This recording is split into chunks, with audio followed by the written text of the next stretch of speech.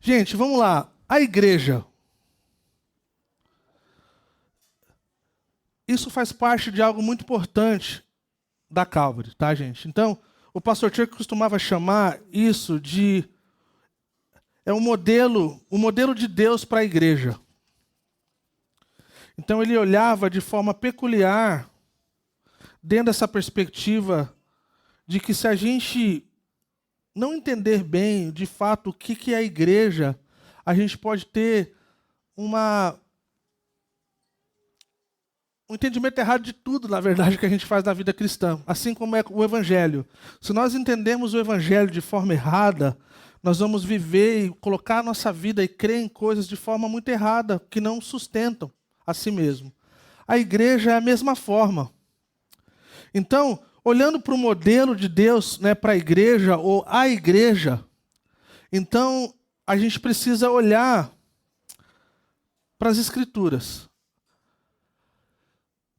Se você tivesse que responder a pergunta, o que é a igreja? Cada um de nós teríamos uma resposta diferente disso, diferente de cada um. Agora, se a pergunta fosse assim, o que a Bíblia fala que é a igreja? Aí tem que diferenciar totalmente de todas as outras coisas. Porque a igreja, hoje, ela simboliza muitas coisas boas e ruins para as pessoas. Para algumas pessoas, igreja é sinônimo de um monte de gente que arrota a santidade, que vive uma vida moralista, mas talvez no dia a dia eles não vivem essa vida tão corretamente quanto eles falam e pregam e postam. Para alguns, a igreja é um lugar de sofrimento. Pessoas sofrendo debaixo de um governo legalista, de pastores abusadores, liderança extremamente abusadora. Outros, a igreja é um alento. Eles encontraram tudo o que eles estavam procurando na comunidade. Eles são abraçados, eles são acolhidos, eles são vistos, eles são cuidados.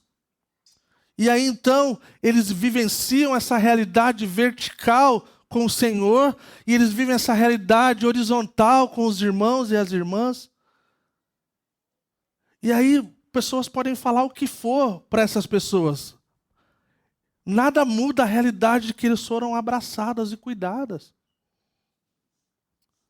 Então, gente, a gente precisa olhar de forma séria e com seriedade essa coisa que Jesus falou que ele iria edificar, que ele mesmo falou que ia construir.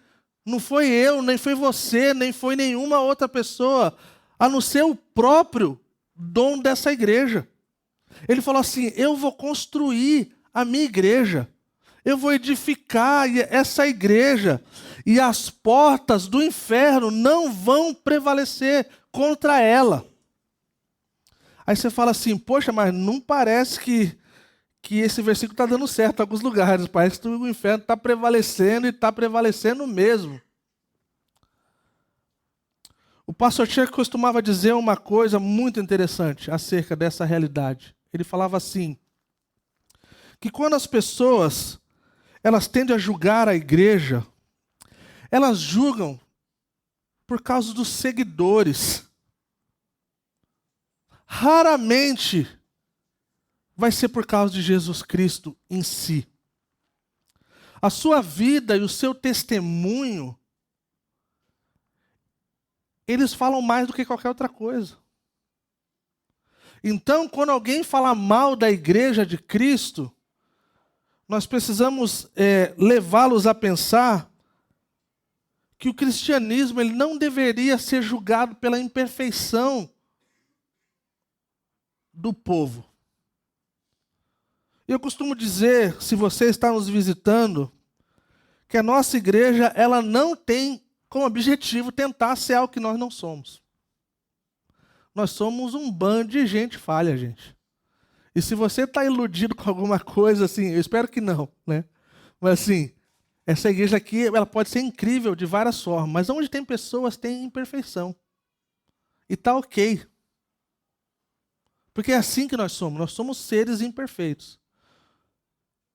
O que nós não queremos é dar uma ideia de algo que nós não somos.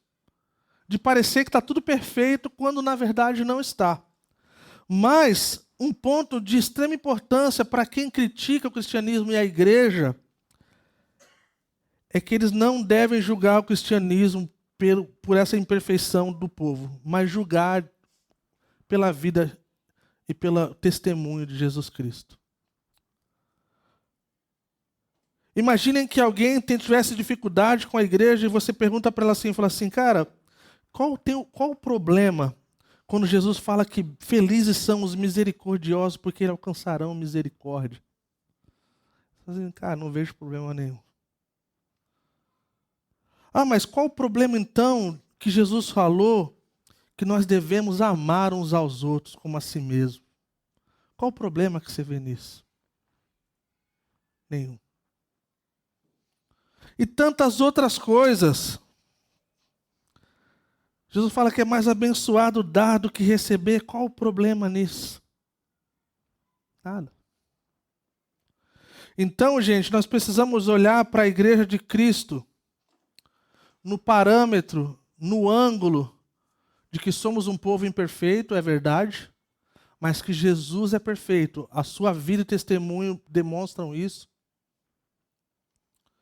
E a gente precisa entender que essa igreja, o qual ele falou que iria construir, edificar, ela pode estar sofrendo desde o começo com o pecado. E esse é um resultado natural da queda. Então, Deus cria tudo perfeito. Então vem a queda do homem, junto com a queda todos nós fomos destituídos desse lugar de perfeição. E desde então, desde quando Jesus chama pela primeira vez o seu povo de igreja, a gente vê os traços e coisas de um povo que precisa de uma redenção futura. Porque não haveria perfeição até o dia da consumação de todas as coisas. Então, gente, a igreja de Cristo, ela é instituída por Ele mesmo. Ele deu a vida por ela, Ele andou com ela, e Ele prometeu que estaria até o fim com ela. Eu acho interessante, quando nós olhamos para isso nos dias de hoje, e nós respondemos a pergunta, o que é a igreja?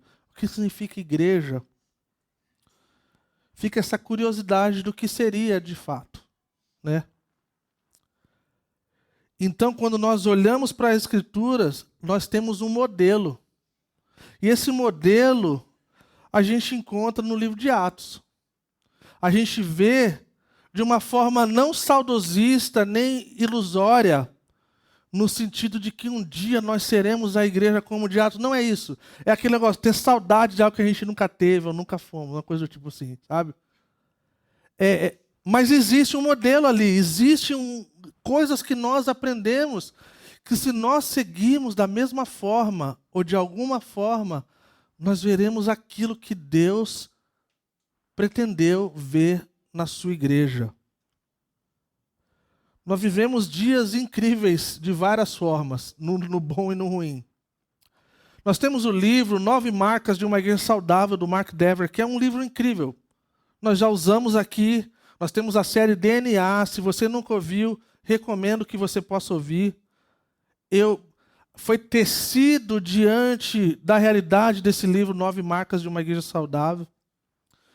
Existe o livro Igreja Simples. Existem, que é uma igreja missional. Existem muitas coisas. E se você está aqui um tempo, você sabe, obrigado, mano. Você sabe o quanto que eu amo livro. Eu sou um homem de muitos livros. Alguns de vocês sabem, eu adoro dar presente para as pessoas, e presente que eu dou é livro. Eu fiz uma contagem esses dias na minha casa e a maioria dos meus livros favoritos não estão mais na minha prateleira. E a minha esposa me lembrou, você dá para os outros. E aí eu preciso refazer essa minha estante. Mas eu prefiro dar do que passar nervoso de não receber de volta. É um conselho bem sábio. Então, se alguém pedir livro para você, você dá, tá, gente? Mas a minha vida não está fundamentada nesses outros livros. A minha vida não está, eu não derramo a minha vida, o meu coração, na confiança nesses livros, porque são pessoas que escreveram, são falhas como eu. Então nós temos a Bíblia, nós vamos olhar para ela. Nós vivemos, como eu falei, existem 9 marcas, igrejas simples. Tem um cara da Calvary que eu gosto muito, ele fala de algumas coisas bem interessantes. Ele fala que uma das marcas de uma igreja saudável é uma igreja que está de forma crescendo, de tempo em tempo, sempre com visitantes todo domingo. Então é uma igreja que tem a porta da frente aberta, mas tem a porta dos fundos fechada. O que ele quer dizer com isso? Não adianta nada ter igreja, pessoas chegando a 1 milhão e um monte de gente saindo da igreja. Porque isso vira um looping, isso não mostra nada. Então, normalmente, quando muitas pessoas estão saindo da igreja, é um indicativo, é um indicador de que algo está fora do lugar. Porque não é possível que todas as pessoas que estão saindo sejam simplesmente porque mudaram de casa, ou de cidade, ou de bairro. Mas tá bom, tá, gente? Então, nós vamos olhar para o modelo de Deus para a igreja, tá? Com essa parte introdutória, é importante dizer que o termo eclésia, como é usado de várias formas, é muito interessante. A língua grega e hebraica, ela traz umas coisas assim que é muito interessante. Se você conhece um pouco de idiomas, assim, você sabe que existem origem das palavras. Você sabe que tem uma etimologia diferente dependendo do contexto ou coisa do tipo. Mas o grego e o hebraico, ele leva para umas coisas assim que é muito fora da curva. Palavras que não fazem parte do nosso dia a dia e se tornam devido à questão religiosa. Então a palavra eclésia, eu não sei de onde um movimento bem grande no Brasil e fora do país, eu acredito de forma muito negativa, usa como uma interpretação que é se reunir para sair ou algo para fora. Não tem nada para fora, gente. Isso aí alguém inventou. Foi um desses caras aí famosos aí, de dread ou sem dread agora, ou coisa desse tipo. Ou talvez para querer desmerecer a igreja, porque nós não somos... Jesus não habita nas 4 paredes, ou coisa do tipo, na igreja feita por mãos de homens. A palavra eclésia, ela quer dizer assembleia. Ela não é um termo cristão, evangélico. Ela já existia antes. Então, se você olhar no Antigo Testamento, quando o povo se reunia para fazer guerra, era uma assembleia de pessoas que se reuniam para fazer coisas. Então, de forma assim, interessante, essa mesma palavra. Assim como a palavra boas novas, a palavra evangelho, evangelion, em grego, quer dizer boas novas, mas ela pode ser boas novas para qualquer coisa. Se você olhar, se você assistir o vídeo do Bible Project falando sobre a palavra evangelho, você vai ser tomado de maravilha. Você fala assim, nossa, cara, é quando alguém, por exemplo, está com a amizade, não está num bom lugar e precisa reatar essa amizade, então evangelion, eu trago boas notícias, me perdoe, eu quero restituir o que eu fiz de errado com você. Então a palavra eclésia, ela não tem essa conotação. Os movimentos aí de rua, de sem igreja, e de movimento de pessoas que não são pastoreados, que não estão na igreja local, eles tendem a falar isso. Que a igreja fora das 4 paredes, a igreja para fora, equibalo, forçados a sair, a serem enviados. Eu costumo dizer que equibalo, né, com a palavra usada, quando Jesus falou que o campo está branco, mas a seara está pronta, mas poucos são os obreiros. Orem para que o Senhor da seara os envie com força para esses lugares. Eu costumo dizer que eles têm que ser forçados a ficar na igreja local antes de serem enviados. Porque não há envio sem igreja local. Não há. Não há missionário sem igreja local. Não há cristão sem igreja local. Então, eu amo o Senhor, só não gosto da igreja. Então, você não gosta do Senhor da igreja. Porque o Senhor da igreja deu a vida por ela, é a noiva dele. E você não quer entrar no caminho da noiva de alguém. E quanto mais de alguém que é tão poderoso quanto o Senhor e perfeito. Então, gente, nessa perspectiva de Mateus 16, 18, o qual eu parafraseei, que Jesus fala assim: sobre esta pedra edificarei a minha igreja, e as portas do inferno não prevalecerão contra ela. A gente vê essa expressão de que Jesus se importa demais com essa igreja. E é duro porque desde quando inventaram a igreja universal, a gente tem dificuldade de falar da igreja universal no sentido universal do reino de Deus. Então, uma igreja global, uma igreja inteira. Os caras fizeram ter que mudar o credo apostólico por causa desse negócio. Mas então, assim, essa igreja, mesmo quando uma está perdendo em algum lugar, essa igreja no geral ela está ganhando. As portas do inferno não prevalecem contra ela. E aí a gente vê um modelo em Atos 2:42. Um texto muito conhecido de muitos de nós. Nós já tivemos um retiro baseado nesse versículo, na comunidade cativante. A gente vê a importância dessas coisas que acontecem. Uns chamam funções, outros chamam elementos ou prática. Mas o que nós vemos é que elas não são acessórios. É o centro do coração da igreja de Cristo. E se nós então vivermos de acordo com o que a gente vê nesses versículos de Atos 2:42 e alguns outros versículos que a gente pega, a gente vai estar vivendo de fato uma igreja saudável. Então, gente, eu queria ler com vocês, como primeira parte, a igreja que deve ser edificada pelo Espírito Santo. Essa é a igreja de Cristo de verdade, ela precisa ser edificada, ela precisa ser dependente do Espírito Santo. Alguém disse uma vez, de uma forma irônica e perguntando como seriam as igrejas se o Espírito Santo fosse tirado. E ele retruca dizendo que pode ser, e que o Senhor nos livre desse mal, de que as igrejas vão permanecer normal. Muitas igrejas. Porque estão fazendo na carne, estão fazendo com o seu próprio pulso. Eu oro para que a gente não esteja nesse lugar. Eu oro para que o nosso joelho, o nosso coração estejam alinhados com a realidade de depender do Espírito Santo. De sermos lembrados que sem o Senhor nós não podemos fazer nada. De sermos lembrados que tudo que nós temos e somos é por causa do Senhor. Nós estávamos mortos e perdidos nos nossos delitos e pecados quando Cristo morreu por nós. Então, gente, em Atos capítulo 13, versículo 2 e 3, a gente vê uma coisa interessante na igreja primitiva.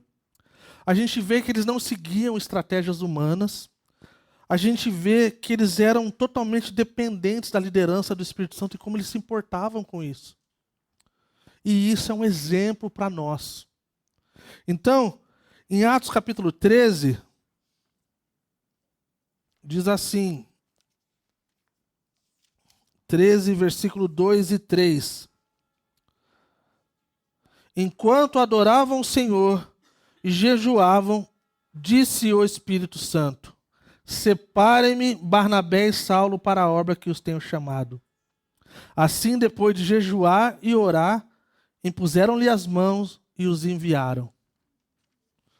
O que a gente vê aqui, gente? A gente vê uma igreja firmada no lugar da oração, firmada na questão da intimidade com Jesus através do jejum.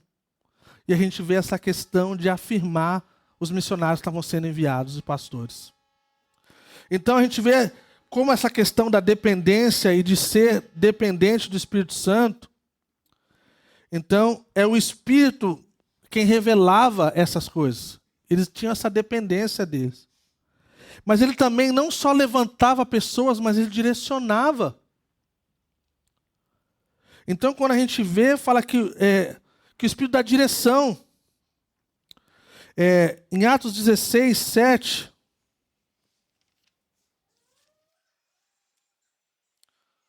Atos 16, versículo 7. Quando chegaram à fronteira da Mísia, tentaram entrar na Bitínia, mas o Espírito de Jesus os impediu. O Espírito de Jesus é o Espírito Santo, assim também conhecido como Espírito de Deus. Então ele chama os obreiros, ele dá direção para onde ir ou para onde não ir, mas ele também capacita para enfrentar oposição. Uma passagem bem conhecida também em Atos 4, 31.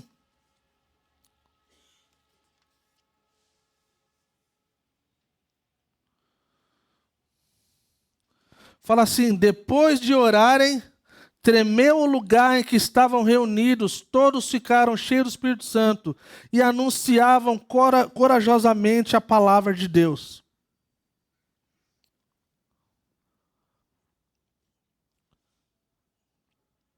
Quando eu tinha 17 anos,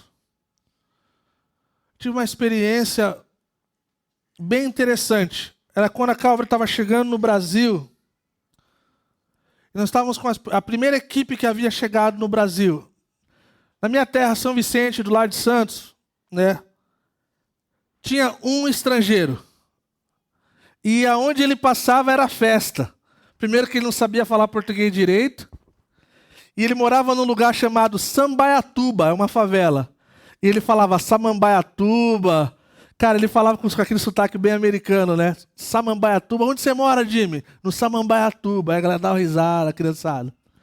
A gente estava com a equipe lá, pregando na rua, fazendo teatro, tocando música, coisa do tipo. E aí, um pastor muito querido, o qual tem um apreço até hoje, um senhor hoje, bem de cabelinho grisalho, barba grisalha, o pastor Larry Lyon. Já esteve aqui nessa igreja, já pregou nessa igreja, enviou um vídeo, né, com saudações na minha ordenação. Um cara extremamente profético, assim, no aspecto de oração e palavra de discernimento e sabedoria. Só para dar um pouquinho de pano de fundo, eu era de uma igreja batista e a Calvary estava chegando no Brasil. O meu pastor batista falou assim: Cacá, você tem coração para missões, para o lance pastoral, eu acho que você tinha que andar com esse povo. Porque esse povo é um povo novo, jovem, que ama Jesus e vão fazer um monte de coisa, vai ser bom para ti.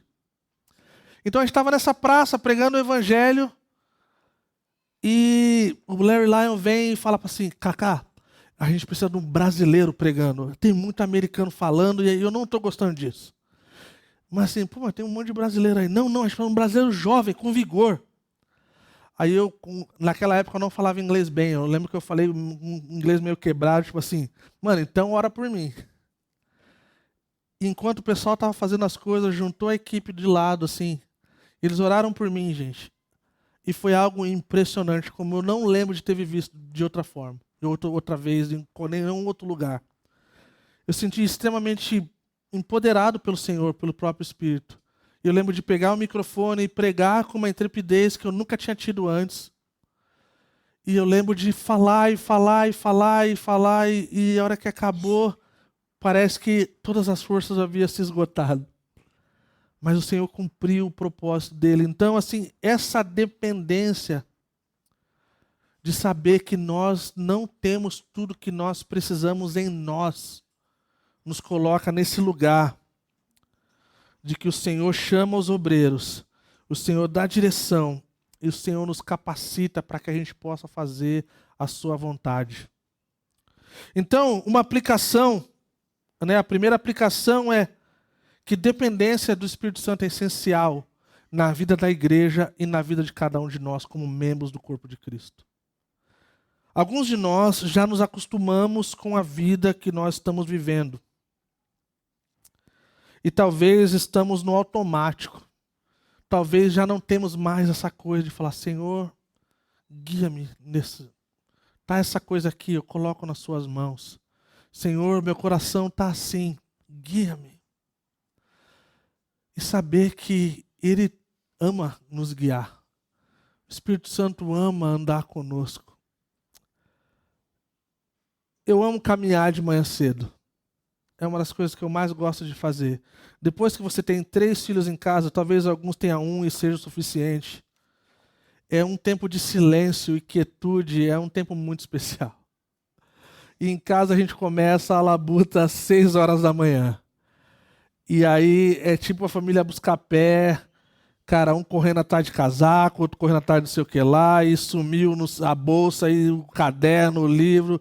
Cara, então se quiser ter um tempo mais tranquilo, tem que acordar mais cedo, então eu não vou acordar mais cedo normalmente. Cara, as crianças vão pro colégio, eu saio para ir para academia, mas eu saio para caminhar primeiro. Estou malhando ainda, estou firme, desde o carnaval, o pastor está malhando, e agora adicionado o spinning, tá? Estou fazendo spinning, então fica firme no Senhor, no Espírito Santo. E aí, gente, eu caminho até a Praça Japão. Às vezes eu pego um café, às vezes eu não pego. Eu sento na pedra. E aí eu penso em um texto. E aí eu fico em silêncio. Às vezes eu fico em silêncio por muito tempo. Às vezes eu começo a chorar e eu olho ao redor, se tem alguém olhando, pensando que são os malucos doidos da pedra. E aí eu boto um louvor e eu volto para casa caminhando ou eu vou para academia. E isso tem sido uma das coisas mais especiais que eu tenho um grande apreço. De poder estar sozinho com o Senhor. E várias vezes, gente, quando eu estou caminhando, eu sinto o meu coração maleável. Eu sinto o meu coração, assim, sensível. Eu olho para as pessoas, eu falo, Senhor, tem alguém que o Senhor quer abençoar através de mim? Tem alguma coisa que talvez eu possa comprar para alguém que está na rua? Tem alguém talvez que eu tenha uma palavra específica para essa pessoa? E eu volto e eu estou orando pelo bairro o qual nós teremos uma nova igreja. E eu venho fazendo isso por 4 anos e meio. Quase todos os dias. E o que eu quero falar com isso, gente? A vida no Espírito Santo é uma vida dinâmica. Não é uma coisa parada, não é uma coisa do passado, não é uma coisa que a gente leu no livro. Então, quando nós olhamos então para a igreja de Atos, nós somos lembrados que o Espírito Santo é o mesmo que agiu naquela época. É verdade que os apóstolos estavam escrevendo a história naquela época, e talvez nós jamais veremos ou iremos vivenciar coisas tão parecidas como... Mas uma verdade isso não é um motivo para que a gente não dependa do Espírito Santo. Isso não é um motivo para que a gente não se entregue totalmente, para que o Senhor possa usar a nossa vida e nos chamar, e nos direcionar, e nos capacitar. Então a aplicação é que nós não podemos fazer a obra de Deus na força da carne ou do próprio entendimento. Precisamos buscar direção, capacitação e ousadia no Espírito Santo para que possamos viver a igreja que Ele deseja que nós sejamos. E aí, quem sabe, a gente vai ver algumas coisas que nosso coração deseja. As pessoas costumam dizer, poxa, mas eu não consigo ver o que o Espírito Santo estava fazendo naquela época, nos dias de hoje. Talvez a pergunta talvez a gente não consiga ser nem um pouquinho parecido com aquele povo que viveu naquela época, o qual foram presos, quando o Espírito Santo vem sobre Pedro, eles estavam presos e haviam sido prometidos que iriam apanhar, e apanharam, e quando foram soltos, falaram, nós vamos obedecer às autoridades ou não vamos obedecer ao Senhor? Em outras palavras, estamos dispostos a apanhar, estamos dispostos a ser presos por causa desse nome. Porque nós vimos a realidade desse nome. Nós vimos esse homem andando aqui. E nós vimos as palavras dele. Nós vimos os seus atos. E isso mexeu com a nossa vida. E nós jamais seremos o mesmo por causa disso. O ponto número 2 é que a igreja deve ser fundamentada na palavra e na comunhão. E isso se torna algo repetitivo para nós diante da nossa declaração de missão, de estarmos conectados com Deus e uns com os outros e na missão, com propósito e missão.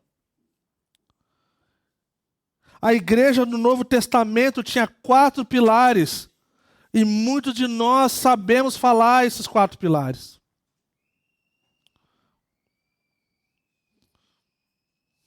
Atos 2, 42.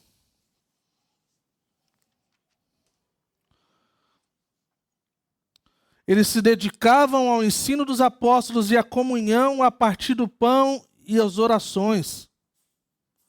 Então, os 4 pilares. O ensino dos apóstolos, outras versões falam a doutrina, a comunhão uns com os outros, o partir do pão e as orações.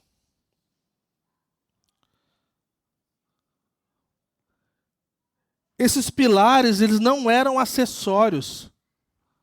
Como eu já falei, ele era o centro da vida comunitária.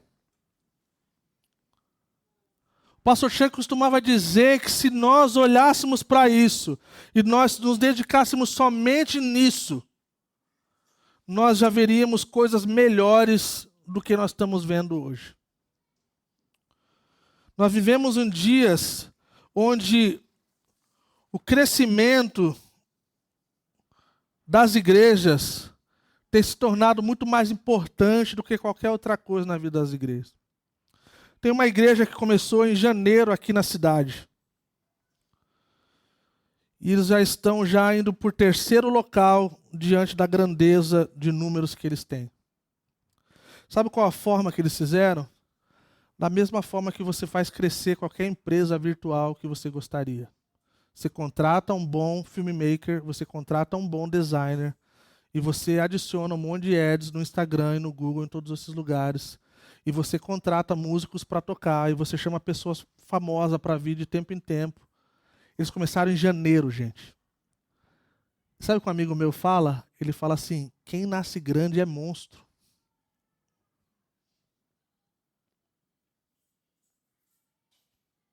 Coisa natural. Começa com um negocinho. E aí ele tem o seu caminho. Vai crescendo, fecunda, vai crescendo, se torna um feto. Esse feto vai crescendo. E aí dá a luz. E aí vai crescendo, aí vem a primeira infância, vem a segunda infância, vem os tempos de dificuldade, de adolescência. Aí amadurece um pouco mais. É assim. Então nós estamos quase, a Calvary Curitiba está quase aí de maior.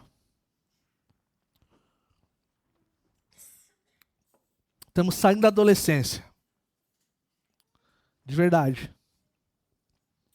Em agosto celebraremos aí nossa maioridade. Seremos emancipados. Então, gente, se as pessoas querem fazer as igrejas crescer, elas podem fazer da forma que elas quiserem, mas isso não quer dizer que é sucesso. E é uma das coisas que quanto mais eu me envolvo nessa questão de plantação de igrejas e ando com pastores de igrejas saudáveis, eu chego à conclusão que cada vez mais eu quero dar menos ênfase na minha vida acerca de números. Porque números, gente, o pessoal lá fora teima. Eles são importantes de alguma forma? São. Porque eu acho que, como eu falei e volto a dizer, é um indicativo ter pessoas toda semana na igreja nova, pessoas se convertendo, pessoas batizando. É sim. Mas nós não queremos inchar e ter um crescimento exponencial. E quando a gente vai olhar, tem pouquíssimas pessoas se convertendo e batizando. Então, em Curitiba, assim como qualquer outra capital, existe um número absurdo de pessoas chateadas com igrejas, grandes especialmente. E nós poderíamos focar nisso. E teríamos aí, gente. Mas nós não queremos isso. Nós queremos a igreja que está fundamentada na palavra. Que vive essa realidade da doutrina. Uma doutrina sólida. Vocês vêm todo domingo aqui para ouvir algumas pessoas ensinarem por 45 minutos, 50 minutos, às vezes até 1 hora e pouco, gente. Nós estamos vendo os dias que o pessoal está fazendo que agora a nova igreja do momento tem que ensinar 20 minutos, 25 no máximo. Porque as pessoas não têm condições de ouvir na era digital. Não estou dizendo que eu apoio o lance de 1 hora e pouco, tá? A gente está enxugando aí, tá redondinho, tá, gente? Tá no 44, 52, na média 45. 40 ia ser tipo assim, ó. Ninguém fica inquieto, o pessoal do TDAH, esses negócios vai ficar na boinha, tá? Talvez só pegar uma aguinha ali rapidinho. Não vai precisar puxar o celular, nem jogar joguinho, nem tigrinho, nem nada dessas coisas. Mas uma doutrina sólida, um ensino sólido, uma comunhão genuína, uma comunhão que passa essa questão do comer. Comer não é comunhão. Comer é se juntar para comer, gente. Comunhão, koinonia é outra coisa. É como se nós transferíssemos essa realidade da ceia, que é uma comunicação, uma conexão vertical, e nós transformamos ela no horizontal. Nós nos reunimos para falar das coisas de Deus. Nós nos reunimos para falar da vida que agrada ao Senhor. De falar das nossas falhas, de quando nós precisamos uns dos outros. Então nós nos reunimos e nós nos alegramos, nós choramos e aí nós comemos. A ceia do Senhor, né, essa comunhão vertical, onde nós somos nutridos. E a vida de oração, um relacionamento dinâmico. Uma igreja e um povo que não ora é um povo fraco.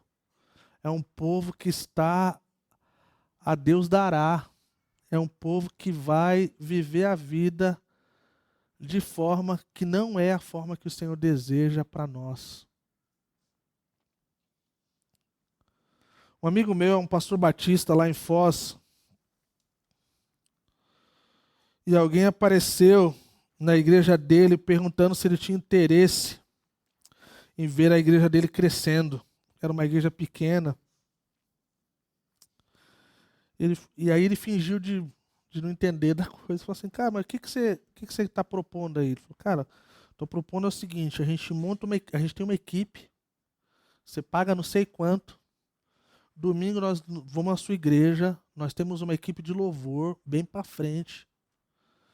Cara, nós vamos fazer um negócio, cara, no meio do culto a galera vai ser curada, já temos uns atores aí. Cara, nós vamos orar, as pessoas, alguns vão cair, outros vão levantar, tem até cadeira de roda. E é só pagar tanto. Aí no outro domingo a gente vai estar aí, cara, depois de uns 3 domingos, cara, pode ter certeza, umas 200 pessoas a mais você vai ter na sua igreja, aí é só manter. Aí esse meu amigo falou assim, ô cara, sério isso aí? É. Pô, mas na igreja? É, na igreja. Pô, mas não pode, cara, na igreja, né? Tipo assim, cara, fosse outro negócio. Não, agora tá na moda esse negócio, cara. Cara, uma graninha aqui, cara, nada muito caro. Ah, quanto? Só uns 1.000. Aí, cara, onde chegamos, né? E aí esse meu amigo veio falar comigo, falou, mano, você não vai acreditar, cara. Cara, fulano de tal veio, cara, e o cara ofereceu isso e aquilo, cara. E parece que tem uns irmãos aí que pagaram. Pior. Na nossa filosofia de ministério da Calvary, gente, nós temos uma coisa interessante. É que quando o homem começa, ele tem que manter. É como você acender um fogo, uma fogueira. Você precisa constantemente colocar lenha. E isso é cansativo a longo prazo, gente. Extremamente. Extremamente. Quase impossível. E não sustentável. Agora, quando o Senhor começa, vocês lembram da oração que sempre eu faço desde quando cheguei? Senhor, faça uma obra genuína do teu Espírito, de forma divina, para quando a gente olhar para trás, a gente vai poder dizer que foi o Senhor que fez, porque nós não seríamos capazes de fazer isso. É isso. Nós não queremos fazer nada, nós temos muitas ideias para fazer muitas coisas, mas nós não queremos fazer nada que a gente tenha que manter pelo próprio esforço. Porque senão nós vamos estar como os irmãos que foram repreendidos pelo apóstolo Paulo, de falar, vocês tendo começado no Espírito, agora vocês querem aperfeiçoar na carne. Então, gente, a aplicação disso, aplicação número 2, é que a gente possa de fato voltar para o básico. Que a gente possa de fato voltar para as nossas raízes. E as raízes do nosso movimento é uma raiz de um povo simples, de um povo hippie, de um povo que era rejeitado pela sociedade. E um dia, então, a Kay Smith, atravessando a rua, ela fala para o seu marido, a gente precisa ter uma igreja para esse povo. Então, algo acontece na vida daquele casal. E assim nasce o nosso movimento. Onde que a palavra de Deus é exposta semanalmente. Onde a oração ela é tecida de todos os lados e de coisas. Eu já falei isso uma vez. Nós perdemos muitas coisas do nosso movimento. E talvez algumas coisas nós nunca tivemos aqui na Calvary de Curitiba. Nós estamos nesse tempo de olhar para um novo tempo. Nós estamos falando de coisas novas que o Senhor está fazendo. Uma das coisas que eu amo do nosso movimento, e uma das coisas que chamou muito a minha atenção, a forma que a Calvary vive igreja, é no aspecto da oração. E eu confesso para vocês que, por vergonha, muitas vezes, eu abri mão da nossa filosofia e da nossa prática. A nossa filosofia e prática, gente, é quando alguém fala conosco alguma coisa, a gente fala assim, posso orar por você? E a gente ora na hora. Isso, a gente não quer ser chato, então a gente acaba não fazendo. Entre ser chato e não fazer, é melhor ser chato. Porque ser chato a gente resolve ali pouco a pouco. A gente vai calibrando. Agora, não fazer, a gente vai entrar na lista do que a gente se arrepende na nossa vida. Nós nos arrependemos mais de coisas que nós não fizemos do que das coisas que nós fazemos. Então, gente, voltar ao básico, igrejas que não, como uma igreja que está crescendo de forma saudável, que não é dada ao entretenimento, que não é dada às coisas do mundo, que vive fundamentada na palavra, na comunhão, e celebram a Cristo e oram juntos, é de ter essa oração sendo parte da nossa vida, do nosso meio. Quando alguém vier falar mal de alguém, e você fala assim, vamos orar por essa pessoa. Vamos ver se essa pessoa vai te procurar mais vezes para falar mal de alguém. Quando alguém fala assim, estou com uma dificuldade no meu trabalho, não falemos, vou orar por você. Assim, vou orar agora. E você vai ver, eu vou estender isso, e você vai ver, se você fizer, você vai experimentar disso. Se você encontrar pessoas, seus amigos, que não são crentes, e eles vierem falar algo para você, de alguma dificuldade da vida, de alguma dificuldade do trabalho, e você fala assim, posso orar por você? Eles vão falar sim. Gente, eu estava na Renner um dia desse, esperando o pastor Douglas que a gente ia se reunir, não na Renner, né? Eu só aproveitei o tempo. Só para deixar claro aí, né? Eu estava na Dyson, aí fui para a Renner. Aí, cara, um cara pediu para orar pelo cara que estava olhando as camisas lá da Marvel, cara. Aí o cara falou assim, pode orar por mim, mano. Na Renner, olhando as camisas lá da Marvel. Eu passei e falei assim, mano, cara maluco, mano. Aí eu já não sei mais quem é o mais maluco da história. O de aceitar a oração na Renner, o de oferecer a oração na Renner, e o outro tá passando lá para... Mas sério, gente, não percam a oportunidade. Vamos ser um povo de oração. Vamos ver um povo que aproveita as circunstâncias. E possamos ser um povo que ora diante das coisas. Não deixemos passar povo do Uber, aí o povo que usa Uber, normalmente o Uber está reclamando da vida. Está reclamando dos juros, está reclamando da porcentagem que a Uber não passa para eles. É um bom motivo de você falar assim, cara, deixa eu orar por você, cara. Não sei se vai aumentar o juro, vai diminuir, mas receba. E o último ponto é a glória deve ser somente de Cristo. Pedro vive uma coisa incrível, né? Coisa extraordinária estava acontecendo no livro de Atos. Então, após um milagre, ele tem a oportunidade de receber a glória para si, o qual eu acredito que muitos de nós, pastores dessa geração, talvez seríamos tentados e alguns cairíamos diante da multidão. Pastores hoje, muitos pastores e líderes hoje em dia estão em busca de multidão. Jesus fugia das multidões. Ele servia as multidões e saía de perto delas. E muitos pastores estão buscando a popularidade, toda essa questão. E olha o que Pedro fala em Atos 3, no versículo 12 e 13. A famosa pregação de Pedro no templo, talvez uma das pregações mais radicais do Novo Testamento. Vendo isso, Pedro lhes disse: Israelitas, por que isto os surpreende? Por que vocês estão olhando para nós como se tivéssemos feito este homem andar por nosso próprio poder ou piedade? O Deus de Abraão, de Isaque, de Jacó, o Deus dos nossos antepassados, glorificou o seu servo Jesus, a quem vocês entregaram para ser morto e negaram perante Pilatos, embora ele tivesse decidido soltá-lo. Ele está dizendo assim, olhem para nós. Você acha que a gente é capaz de fazer isso aqui? Não, vocês israelitas, vocês conhecem a história, o Deus dos nossos antepassados. Vocês sabem quem é Abraão, vocês sabem quem é Isaque, vocês sabem quem é Jacó. Então a glória deve ser somente de Cristo, para Cristo. Paulo, uma vez lá em Corinto, ele fala que ele subjuga o seu corpo a essa realidade, para que ele não venha glorificar a si mesmo.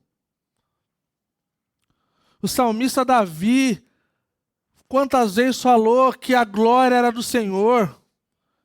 Um salmo bem conhecido, famoso, não a nós, mas ao teu nome seja a glória. Então, uma igreja saudável, uma igreja que é a maneira de Deus, que vive da forma que Deus tem para ela.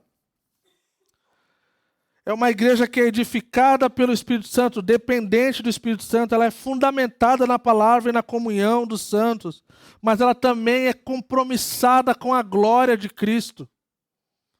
Nós olhamos lá em Efésios, capítulo 1 e 2, que tantas vezes é repetido, para o louvor da glória do seu nome, para o louvor da glória do Senhor. Então, uma igreja que é a maneira, o modelo de Deus, ela não busca glória para si, ela não busca ser uma igreja poderosa em si mesmo, mas é uma igreja que vive no poder do Espírito Santo. Então, que a gente possa então buscar, né, aplicação número 3, né, buscar exaltar Jesus e não a nós mesmos. Mesmo que alguns de nós sejamos dotados de grandes dons e talentos, eu sempre falo isso, na nossa comunidade nós temos pessoas dotadas de muitos dons e talentos incríveis. Que isso seja subjugado, que isso seja colocado na dependência de Jesus Cristo. A sua profissão, alguns de vocês têm um papel incrível na sociedade. Vocês podem oferecer o melhor. Lembra Lutero, um sapateiro pergunta para ele assim, cara, como eu posso fazer um sapato que dê glória para Cristo? E ele fala assim, faça o melhor sapato que você puder. Cobre um preço justo e será glorificado a Cristo. O sucesso ministerial de uma igreja e de forma pessoal para cada um de nós pode ser perigoso quando não é acompanhado de humildade, porque Deus abate o orgulhoso. Pode parecer que algumas pessoas estão prosperando, gente. Essa foi uma das coisas que meu pastor falou uma vez, eu nunca vou esquecer, gente. Pode parecer que algumas pessoas estão prosperando, mas um dia, se ela estiver nesse outro lugar, que não é o lugar da humildade, que é do orgulho, o próprio Deus abate. Porque Ele dá graça ao humilde, mas Ele se opõe ao orgulhoso. Quando vamos educar os nossos filhos em casa, eu sempre falo, cara, tem dois lados para você escolher. O lado da graça e o lado do orgulho. O da graça a gente age com graça. O do orgulho a gente age com mais severidade. Então é melhor escolher o lado da graça. Então, gente, de forma para concluir, o que nós levamos para casa diante dessas coisas, de uma igreja saudável, de uma igreja que é o modelo que Deus tem para nós, uma igreja que agrada ao Senhor, em depender do Espírito e viver na palavra e viver para a glória do seu nome. O modelo de Deus para a igreja é marcado, então, por uma igreja ser cheia do Espírito, firme na palavra e na comunhão, e zelosa para a glória de Deus. Um zelo pela glória de Deus. Um dos meus pregadores favoritos é o John Piper. E ele fala dessa forma, como Deus, Ele tem todas as coisas na sua mão, mas nós somos satisfeitos nele o tanto quando Ele é satisfeito em nós. Então, quanto mais nós nos satisfazemos nele, Ele é satisfeito em nós. Vamos refletir, então, vamos ponderar diante disso, gente, que o Senhor, Ele acrescenta à igreja. Em Atos 2:47 fala que o Senhor a cada dia acrescentava à igreja. Algum pessoal da Calvary por aí acha que é só sentar e ficar esperando o Senhor acrescentar. Tem toda essa lição de casa aqui, desses outros pontos que a gente precisa viver. Então, um convite à reflexão e o que nós levamos para casa, vamos depender mais do Espírito Santo. Vamos valorizar mais a palavra de Deus e a comunhão. Vamos parar de buscar a glória própria para si, para viver e exaltar Jesus. Se nós fizermos isso, nós estaremos no caminho que o Senhor tem para cada um de nós. E como igreja. Vamos abaixar a nossa cabeça por um instante.